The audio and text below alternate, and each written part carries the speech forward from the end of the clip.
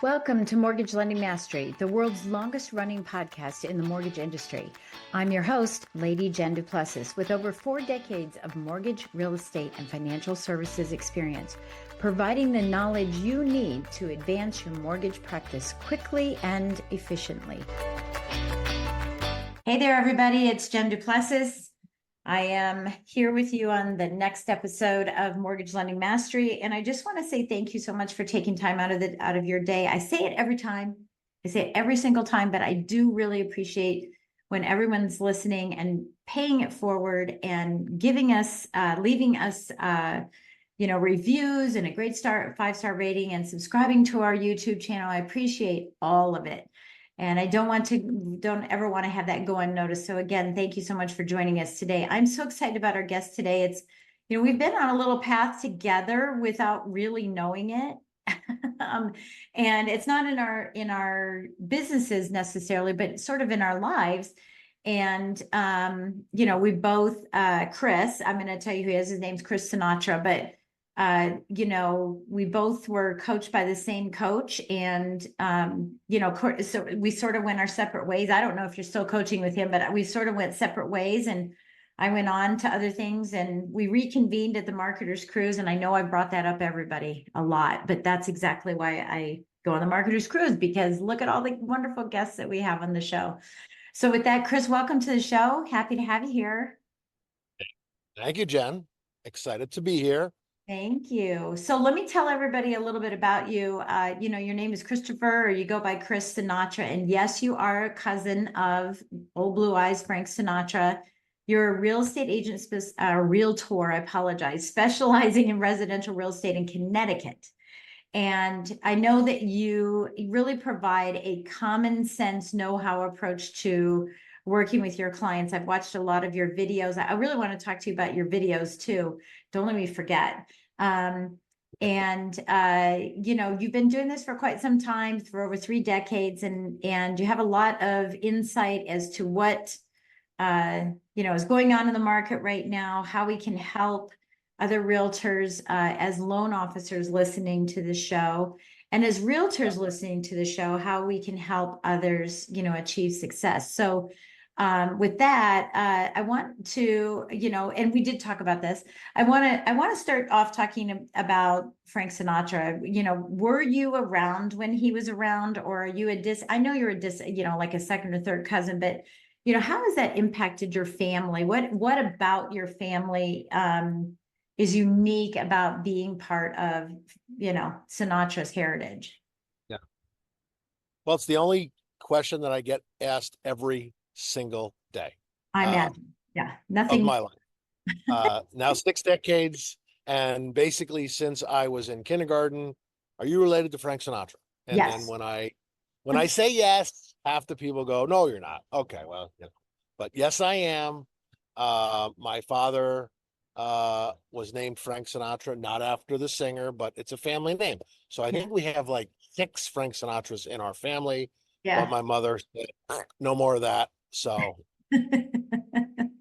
so you got Chris. Yeah. I got Chris. Yeah, I know. So so how is that, because there's some things in my husband's family. I mean, we all have it in our family, right? In my heritage that has an impact on who we are as as we're adults, and that we want to pass along to our kids. And sometimes plays a role in our business, depending on, what a background has brought to you. What has your background brought to you that has played a role in your practice? Well, the first thing that's my background's brought to me is the fact that, for 5 decades in business, people called me Frank because they never remember my first name. They'll always say Sinatra. So I said, you know what? It only took me 4 decades to realize I don't need my first name. Right. So my website is actually called SinatraSales.com because that's what everybody remembers. And still everybody calls me Frank or Sinatra. I don't bucket anymore. So I embrace it because I can go a decade or 2 and people will say Sinatra, right? And I'm like, yes. Yeah. As long as they remember me, good, bad, or indifferent, I doesn't matter to me. You got to take what you what you can, right? I mean, and especially in the industry that, you're in, and that this show is on, and everything in the mortgage industry, you know, you got to do something to differentiate yourself. And thank God you have a name that 100%. allows you to do it. You know, I think even if you weren't related to him, I would still use it, right? Because everybody knows it so well. Yeah. Yeah, exactly. That's really cool. That's cool. Is there anything in your childhood or background that you can recall that set you out on this path? Not to be a real estate agent necessarily, but I know in your bio you say a lot about work ethic and common sense knowledge. You know, where does that stem from that you really want to shine a light on that with your clients to let them know that you're not a yucky car salesperson. Instead, you are somebody that really has a lot of anchoring and meat to what you provide to people. Yeah. Well, my work ethic absolutely comes from not only my parents, but both sets of grandparents. Everyone worked, even back in the day. So work ethic definitely from the family. But the desire to help people came out at a young age. We used to have back in the day, we used to have can drives in elementary school, and I would go out my wagon Yeah. for days and bring, and my mother would be like, "Oh my God, I got to bring all this stuff to school," So we'd fill the station wagon with cans, and I can remember seventh grade, like 1,200 canned goods, to help people. So that's kind of where it started, I would guess, and just kind of grew from there. Yeah, yeah. And I think, once work ethic is instilled in somebody, you're part of a team, you've had teams, those that are listening may have a team. You can't teach work ethic. You can teach the mechanics of all this business, but you really can't teach work ethic. So what do you say to, or do you have stories about hiring the right people or not hiring the right people, knowing who to play with and who to get out of the sandbox from? Yeah. Do you have any stories on that as it relates to work ethic? Um, Thoughts about I've it? always, yeah, I've always hired the personality, the person who is grateful for the interview, number one, grateful to, have the opportunity for this potential job. And that's carried over. You're right. You can't teach work ethic, all the minutia of a job. You can be taught, but you can't teach, being the right person, doing the right thing. So, Yeah, looking deep, sometimes you only have a few minutes in an interview, really looking deep into the person and saying, is this person really going to bring out the best in me and vice versa on a team? And that's, because we all want to be successful and we all want to help our clients. yeah, So that's what that's what drew me to join a team, and that's what keeps me on a team, is that shared bond. yeah. So let's talk about, the team and the company that you're with, I mean, this is a really large brokerage firm. There's And yet seven, we're not. yeah, but there's seven So we're of yeah. agents, and so how do you, I'm talking to the real estate agent now, or to the mortgage loan officer who's talking to a new real estate agent. How do you set yourself aside and differentiate yourself from the competition and even the competition inside of a company where you're learning and you need some more attention to help support you? How do you do that? So I'm part of the Higgins Group Private Brokerage. I Mhm, would call us a large boutique firm based in Connecticut. mhm. Um, Under that, I'm part of the Vanderblue Team. We have a couple dozen agents. Proud to call them my teammates every day. And really great commodity. There's no infighting, there's no backstabbing. It's all about togetherness and helping each other out.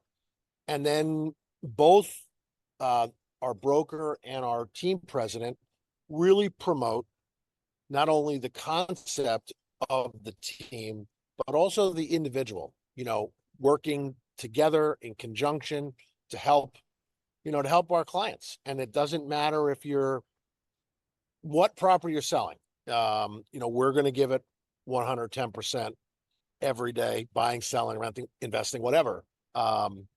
So having that ability to be a part of a brokerage like that, a team like that, and still, do my own thing when it comes to being who I am, Yeah. really is what I like to call home. It's fabulous. Yeah. So what do you think it is that your team does or your company does? I mean, other than having the mindset for it, I get the mindset. But so often when realtors join a team when they're brand new, to get that support and be under the wing of a more seasoned person, that person Yep. has such an ego that person, the person who joins the team can never go out on their own. They can never leave the coop because everything is branded under that person. So what do you think it is that your company does different, whether it's mindset or mechanical or, a mission or a principle that you live by that allows for the individual to have their own reputation and brand contained inside the power and strength of a larger brand with all kinds of experience so that a consumer, says, look, you don't just get Chris Sinatra, you get everybody behind him.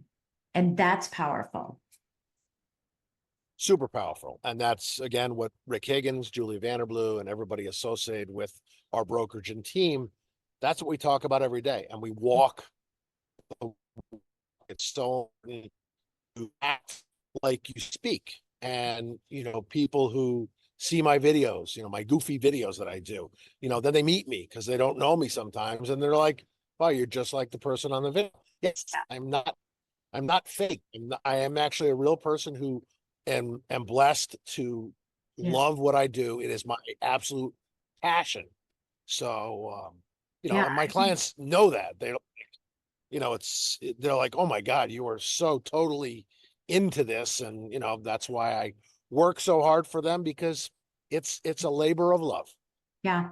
Well, I mean, it really exudes there. I'm feeling it come through and everything. There's so many people that are, a title in name, but then they don't back it up with all of that. And, I watched an interview about your particular line of practice and how you like to think things. One of the things that stood out to me is that you said, I would hands down, I'm paraphrasing, hands down, put money on it that 100% of my clients know who their realtor is, even after the sale is closed, which is, the National Association of Realtors says, 85% of people say, yeah, I'll use my past realtor, but only 13% of them do because they don't remember who they are. So If it's why are you? possible to have more than 100%, I would definitely have more than 100%. Right. Uh, I really don't go often without speaking Yeah, to every client I've ever had. yeah, People who move out of state and move away. yeah, I talk to them, email them, and stay in contact. And for everyone who I have had the privilege to work with that's local, and when I say local, I mean living in the state of Connecticut, they see me at least twice a year. yeah, I usually bring them a little something for Thanksgiving, and yeah, a little people pop. have Yeah, yeah, a little. a little homemade pie. And I've had people call me the week before Thanksgiving and like, Did I buy you're one or are not you gonna, coming by? are you? I'm like, no, no, Yeah. so it's funny.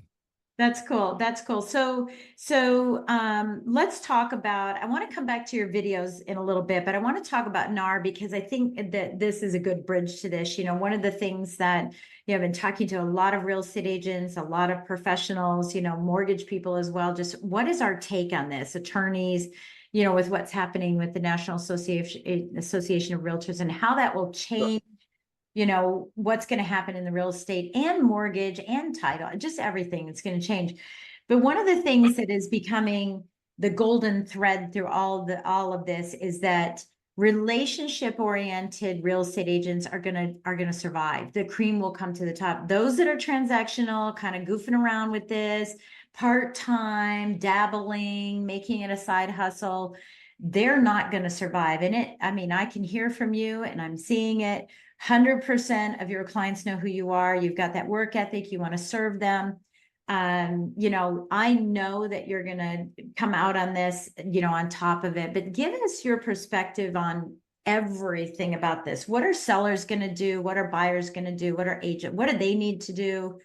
Do you see a big 180 on this, or is it just a shift that most people will make, but those that don't do a good job, it's a big shift? What's your take? So I'm probably in the minority here, but I embrace change. I wasn't always like that, but I do embrace change. I look at this, and my teammates and our brokerage looks at this as a huge opportunity for us, Mhm. because we know we're always still going to be there for our clients, and nothing's going to change that. So what's going to happen? I don't I don't really think the average home buyer or seller is going to notice a difference right now, as we sit here, in early April of 2024. I really don't think they're going to notice a huge difference. It's the intricacies and things like that, but we're already planning, to go forward in a big way. Obviously, if there's new rules put in place, we'll embrace them. Yeah. But it's going to affect the day-to-day operations that we've been doing for decades. No, not really. Yeah. Not really at all. So it's going to be a case of the cream. You said it before, the cream rising to the top. If you are a realtor or anybody associated with the real estate business, and you embrace this as an opportunity, and really delve into it as your passion, you're going to do just fine. And if not, you will fall by the wayside, as many people already have done, Yeah. and more will come. Yeah. Yeah. Yeah. Yeah, I totally believe that, and quite frankly, anyone who's in mortgage, title, or real estate, if you don't like change, you're actually in the wrong business because that is one thing that I miss, after retiring after, 3.5 decades. When I retired, I was like, wow, I'm not in the know. I don't, there's no change. I'm not going, why do they want to do this? Why do we have to do that? And so it's almost like a drug. And if you don't want that, I had another guest on my show, and something she said that was really cool is that there are gifts in shifts. And I think when the market does shift, there are gifts that come out of it. And I think that's what's going to happen in this case here. Are you doing, this reminds me of a shift that we had many years ago when we had the Great Recession and Dodd-Frank bill came out, right? Everything, the rules changed, and we had a lot of sellers who weren't aware of it. They're used to a HUD-1 and not a CD, right? And because they were sitting on their homes for so long, right? They were upside down. So by the time they were ready to sell their home, there was a whole new world there. No, you can't close in a day. No, all of the semantics that happen around it. And we started doing something called, I was so tired of first-time home buyer seminars that I called them home buyer seminars, because everybody had to learn something new. And then I started home seller seminars and started a series called The Seller's Edge, where we taught sellers what to expect in this new world. Do you see that education is going to be a key point to this at some point, either as a group collective of pulling all of your clients in and doing one big webinar that explains it? Or are you all taking the thought of, hey, if it isn't broken, let's not break it. Let's work on it, per person type of approach? So the educational part has always been a massive component of my philosophy, our team's philosophy, our brokerage philosophy. That's not changing.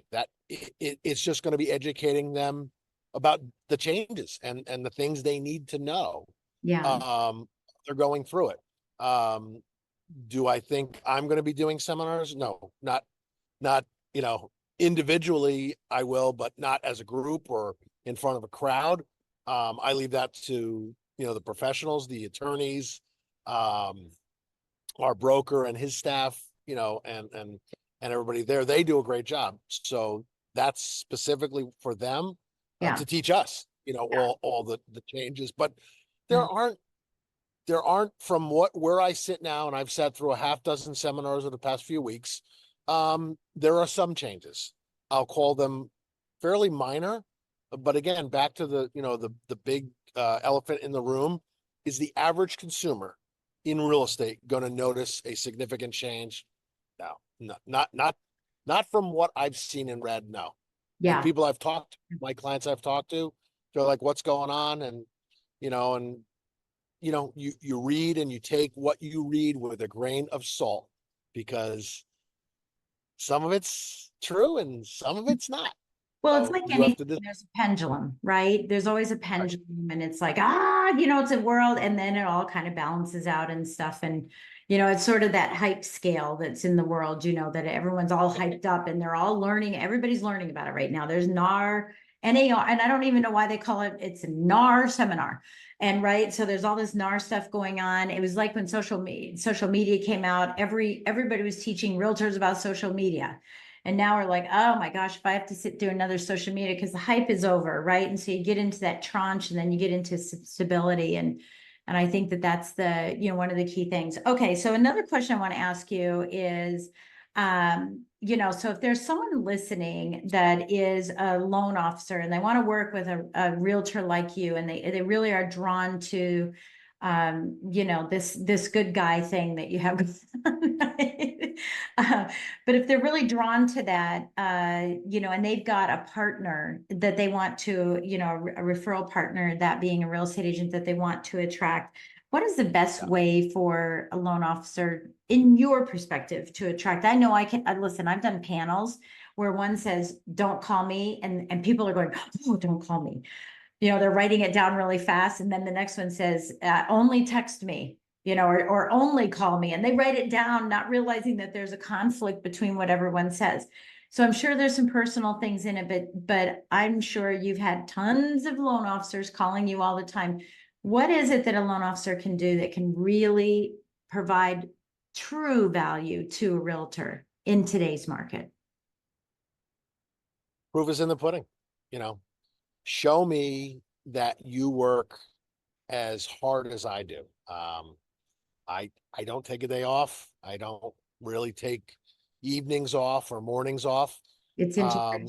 Show, yeah, it's part of the industry, but it's also part of what I love. And so show me you do that.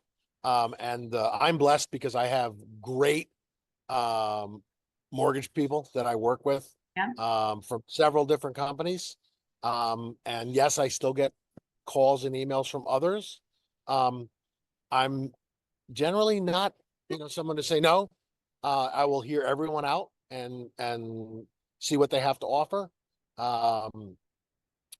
But it's a challenge because, I want to give the people who have taken care of my clients over the years, really well. Yeah. I go back to them because I'm at heart a very, very loyal person, not only to my clients and my family, but to my providers as well. Yeah. Yeah. Well, I appreciate, and I'm sure there's people that are listening that appreciate that you say you're open to a conversation. I've always said that, when you have your first child, it fills your heart. When you have your second, you don't go, sorry, I don't like the first one. I only like the second one. Your heart gets bigger. And if you can be open to whatever someone has to offer, you never know what that dynamic is that they're going to bring to you. It just increases your business. And, I love that you have that outlook on it. It's always been, that thought process for me as well, when I was in the business. So I thank you for sharing that. Okay. So what do you? I think my Yeah. mortgage providers are like my kids. They all think they're my favorite. So that's fine. Right. That's even better, right? It's like building the right. I love it. Exactly. I love it. Okay. So what do you say to the new real estate agent in today's market? They just got their license. What's Yep. step one in your opinion, counsel? Um, burn the bridges. Don't burn the boats, burn the bridges. I love it. Don't look back. You have to dive in with both feet. You Yeah. have to do this job full time, especially if you're starting out.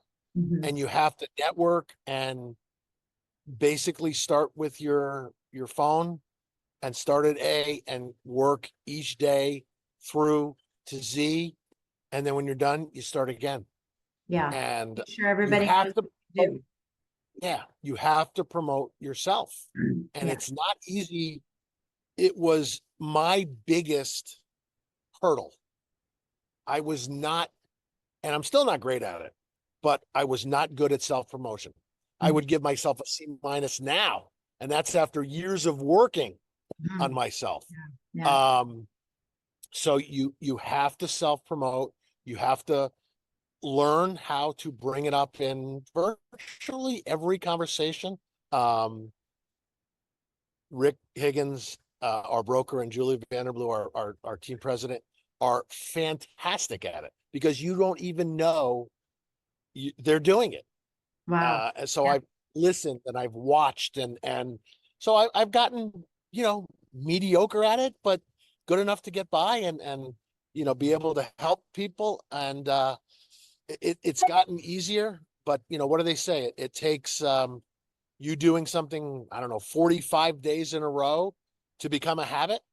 Yeah. Um, I'm a But to slow be an learner because it's expert, taking me a lot longer. to be an expert, you need 10 years, right? Or 50,000 Yeah, hours. exactly. Crazy Yeah, thing. I think I learned that from Paul. I absolutely, I I'm think going to we give learned that that from Paul. Yeah. credit. Yes, 100%. Paul Yeah. Fink. Yes. Yeah, I mean that's truly what it is. And I love that you're saying this too. One of the things I just want to add to this, and maybe you can comment on it too, is that I'm an advocate for the people that I coach, loan officers, other business people. We have a tendency to talk about what we do, like, hey, I'm a realtor. Hey, I'm a mortgage person. Hey, I'm a doctor. And we don't, or plumber, whatever it is. And that, well, that's okay. I'm just going to say that's okay right now. But if you were coaching with me, I would tell you, no, you can't use your title anymore. But I think what's more important is not what you do, but how you do it. If you're self-promoting, don't promote yourself as a realtor, because then you're just like everybody else. The self-promotion needs to have the angle of how you do it and what makes you special. So do you have any comments on that? Oof. Um, well, like I said, I'm not really great at self-promotion. I'm getting there. I'm a work in progress. Um, but I would much rather hear about you. If Yeah, I meet somebody for the first time, I would much rather hear about what they do. yeah. What makes them tick. Mhm. Uh, and then, I follow the conversation like a leaf in a river. I kind of let it take me where it wants to go. And if I have an opportunity to work in my passion, fantastic. Yeah. That's great. Well, and I think that's what I'm talking about too, is just, that we tend to go in with, hey, I'm a realtor. So do you want to buy a house? Hey, I'm a lender. Do you want to get a loan? Hey, I'm a plumber. Do you have any problems? Right. I think we tend to go in that way instead of, talking about what makes us so unique and why we do what we do, and I think that is such a powerful piece. So I just want to throw that out because if you're going to go self-promote, just don't promote yourself as a commodity. Right? Don't promote No, yourself as a brown paper bag, promote yourself as a Tiffany's box because we know what's going to go in there, right? With a brown paper bag, we have no clue. You're just like everybody else. Is it good? Is it bad? I don't know. It's just like everybody else. Yeah. Yeah, I think that's a really good point. And I love that you said, you got to go and you got to burn the boats. That is so, so important. I remember working with a realtor one time. We had a problem on a deal. And I couldn't find her. And she finally called me back. She goes, oh, well, I was working at Jared's because I worked there part-time in the jewelry department. I'm like, wait a minute. So I'm taking all the heat and you're not? You're part-time? So I would say that in any role that any of us are taking on, this is a huge responsibility, in this industry. So thank you so much for that insight on it. I appreciate it. I want to of talk about course. your videos for a minute and how you're doing your marketing. When I when I looked at them, I don't know how many times I've told my clients, be the girl or guy on the street, be the person on the street and highlight these other businesses and interview them and find out what's going on. So tell us a little bit about your videos and why you started them, what you're doing with them, and what kind of results are you seeing from them? Because like you said, every time we start off something, it's pretty wonky, right? And then we get really good at it. And I watched the older ones that you did, and I watched the newer ones that you did. And boy, there's been a progression, and this is where that mastery comes in. So tell us Well, I'm about. glad you noticed. uh, I did. I don't, but I'm glad you did. So it started off honestly when I was thinking of what did I want to do to differentiate myself, my business and the team from, everyone else in the real estate business. And I remember my broker kidding me, God, how many towns did you, close in this year? I saw you closed here and there and here and here. And I was like, yeah, 19 towns, one year, and 17 the next, and 24 the next. And so it basically dawned on me, oh, wait, I'm kind of going wherever my clients need me to go. Yeah. So wherever I'm at that particular day, I'm there. And I'm like, okay, so I'm in front of this business or this park or this monument or whatever like that. And that's kind of what I've done over the last few years is here I am. Tell me what town I'm in. So we do Tuesday trivia videos, Wednesday trivia video answers. And it's been fun. I'll sometimes I'll actually get someplace. It's on my schedule, but I'm so caught up in what I'm doing that I get home and I'm like, oh, I forgot. Right. I forgot to, and you're giving solid advice to your clients as well. You're talking, I remember one of the videos you were talking about, oh, it finally stopped raining. So let's talk about rain in your house and water and what it can do to your house and how you can make sure everything's going good. So, I think those little tidbits, a man on the street, what do they call a man about town? Hey, And you about town, yeah. something with that. Isn't there a Frank Sinatra song about town? Maybe it's Yeah. New York, I don't know, but it feels like there's something there, right? Because it is sort of the man about town, how you're sharing all of that. And how has it affected your business? Are people talking about it? Is it creating a buzz? Because don't you think in any business, it's all about creating buzz? That's what marketing is. So interestingly enough, yeah, the And there are first year, flies buzzing around you as we're talking too. I know, I'm like, the mayflies are out because Watching it's us. That's pretty beautiful. funny. He's got the spring flies flying around him. I love it. Listen, I'm not complaining. It's beautiful out today. Yeah. So the first year or so, yeah, not really a lot of buzz. And I was reminded of everybody keeps saying, you just Consistent. got to keep doing it. So now here we are, year 3, and I've started over the last, several months, people saying, "Oh, I saw your video. Oh, I saw your video," and I'm like, "Oh, I don't even know who the people are who Yeah. are saying it to me, Yeah. like complete strangers." And oh, I saw your video. So okay, that's great. And if I can help somebody out or make somebody laugh, those are my 2 big things right there. Yeah. If I could do them simultaneously, that's a huge job. Right. Well, and that's what it's about. It's about increasing your influence, right? Your influence is an attractor to your practice. So it's about doing that. And those that don't want to do videos and you're like, oh, I'm afraid to get in front of it and this, that, and the other, then the influence isn't there and the attraction doesn't happen. And it's twice as hard because you have to chase. You have to chase the business. I love it. I absolutely love it. Well, Chris, it's been great chatting with you. I can't believe it's taken us maybe 4 years to actually sit down and talk. Yeah, that's okay. Are you on All the good Archives things. cruise next year? I am. Okay, good. Well, we'll make sure that we sit down and have a cocktail on a beach someplace. We'll do that instead. Absolutely. Maybe 2 beaches. Yeah, maybe. Yeah, a lot. Maybe a pizza and profits and bagels and breakfast. I don't know, business Yes. breakfast, whatever they're calling it. Yeah, I absolutely love it. Chris, do you have any last thoughts that you'd like to share to the community of Mortgage Lending Mastery, where both loan officers, realtors, title companies, and investors are watching and listening? Yeah. Wow. It's a huge opportunity. And I don't have anything planned, so I'm just going to say what's in my heart. Yeah. Um, Align yourself with somebody who gives a damn, who somebody cares. Mhm. Yeah. Mhm. No matter what they're doing for you. And if that's the case, you can't go wrong. Love it. I absolutely love it. Thank you so much for that wisdom. I appreciate it. I have a saying called don't work with people that complicate, only work with people that complement. And it falls in line with that as well. Life's too short. We just don't have to work. We don't have to be everybody's friend. They don't have to all be our partners and they don't have to all be our clients either.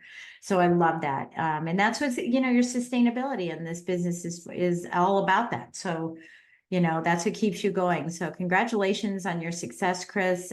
Thank you for your participation in creating a great reputation for your industry. It goes a long way to see that continues to be out there in the big bad world. So I appreciate you being on the show today. Yep. Thank you, Jen. It's been my pleasure to be here. And Thank you. Thank Right. you. Same thing. And again, thank you for listening. Please take a moment, scroll down, give us a great 5-star rating, and write a comment about what you heard from Chris, maybe an action you want to take or an aha moment that you got. And remember to subscribe to our YouTube channel so that you can hear all of these beautiful interviews that we have with all of these wonderful, wonderful people making such a difference in the world. And with that, we'll catch you next time on Mortgage Lending Mastery. Thank you for joining Mortgage Lending Mastery. If you found value in today's conversation and would like to get support, simply go to supportfromjen.com. That's supportfromjen.com, or reach out to me on social media. Keep watching and listening for more insider secrets, stories, strategies, and ideas to help you become a master in your business.